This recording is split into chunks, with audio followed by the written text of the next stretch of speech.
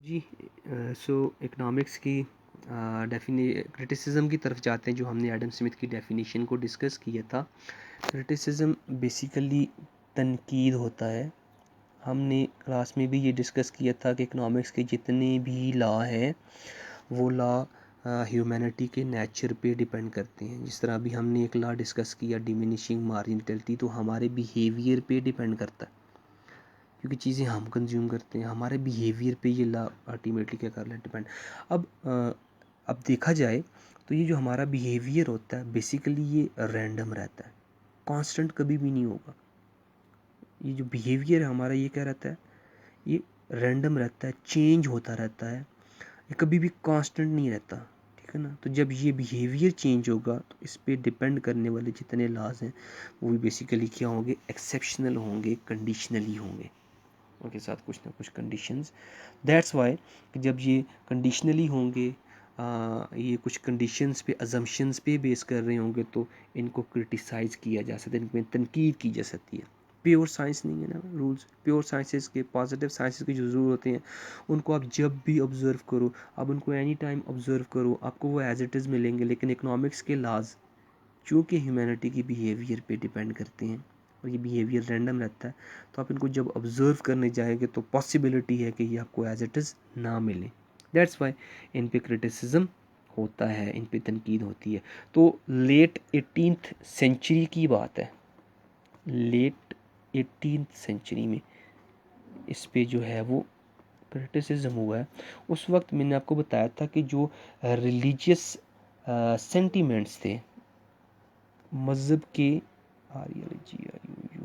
Religious sentiments, जो मज़हब के पैरोकार थे उस टाइम पीरियड में वो बड़ा पीक पे जा रहे थे, बड़े स्ट्रॉन्ग थे, वेरी मच स्ट्रॉन्ग थे वो।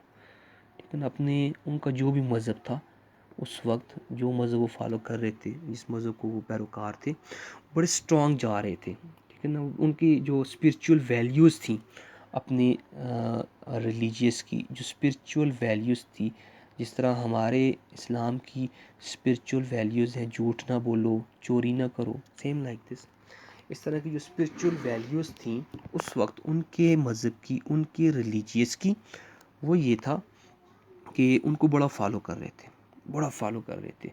तो जब इकोनॉमिक्स, एडम स्मिथ ने इकोनॉमिक्स को पढ़ाया कि ये इकोनॉमिक्स साइंस ऑफ वेल्थ है, साइंस ऑफ मटेरियलिज्म है, तो एक ह्यू और क्राई जो है इसके अगेंस्ट शुरू हो गया। एक शोर और वलवला जो है वो इसके अगेंस्ट जो है वो, क्योंकि उनका ये क्रिटिसिज्म था, जो रिलीजियस सेंटीमेंट थे उन्होंने क्या कहना, ये क्योंकि ये साइंस जो है इकोनॉमिक्स, इसको मटेरियलिज्म कहा गया, साइंस ऑफ वेल्थ, दौलत का इल्म कहा गया। तो लोग तो अपने मजहबी वैल्यू को, जो स्पिरिचुअल वैल्यूज़ हैं, जो रिलीजियस वैल्यूज़ हैं, लॉज हैं, उनको छोड़ के तो ये दौलत के पीछे भाग, तो लालच पैदा हो जाएगी लोगों में, लोग ग्रीडी हो जाएंगे, उनमें ग्रीडीनेस पैदा हो जाएगी। वो अपने रिलीजियस को, अपने मज़हब को, स्पिरिचुअल वैल्यूज़ को छोड़ के तो दौलत के पीछे भागना शुरू कर देंगे। दो बंदे उस वक्त बड़े सामने आए, एक का नाम है कार्लिल और दूसरा है रस्किन। इन्होंने एक बड़ा जो है वो इस पे क्रिटिसिज्म किया। इनका ये कहना है कि चूँकि इकोनॉमिक्स जो है ये साइंस ऑफ मटेरियलिज्म है, so it is just a science of bread and butter, it is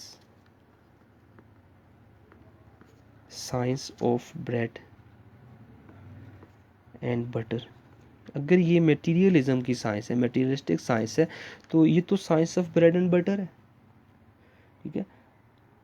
उन्होंने एक टर्म यूज़ की इस इकोनॉमिक्स के रिगार्डिंगली, उन्होंने कहा जी आ डिसमल साइंस, भयानक साइंस जिसको कहते हैं।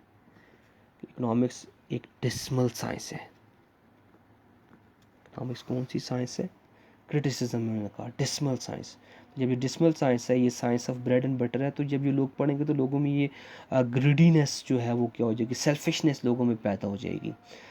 फर्दर आगे जाए तो कार्ल ने कहा कि ये पिग फिलॉसफी है। कार्ल ने क्या कहा कि it is a pig philosophy.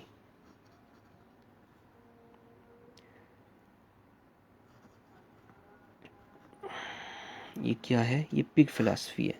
सो इस इकोनॉमिक्स को, इस इल्म को, इस साइंस को नहीं पढ़ना, चूँकि ये ब्रेड एंड बटर की साइंस है, ये एक पिग फिलॉसफी है, डेसिमल साइंस इसको कहा गया है।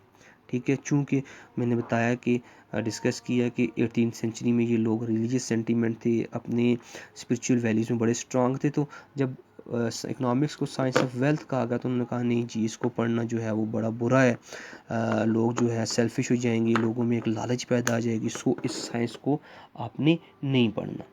ये क्रिटिसिज्म था इकोनॉमिक्स की, ये जो डेफिनेशन जब एडम स्मिथ ने अपनी book the wealth of nation में लॉन्च की।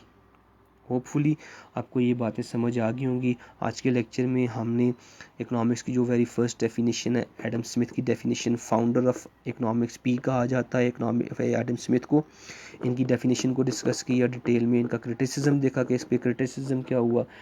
तो इंशाल्लाह मैं उम्मीद करता हूँ कि आपको समझ आई होगी। तो जो बात आपको क्लियर ना हुई हो, समझ ना आई हो, तो आप व्हाट्सएप पे थ्रू वॉइस मैसेज या टेक्स्ट पूछ सकते हैं। अल्लाह हाफिज़।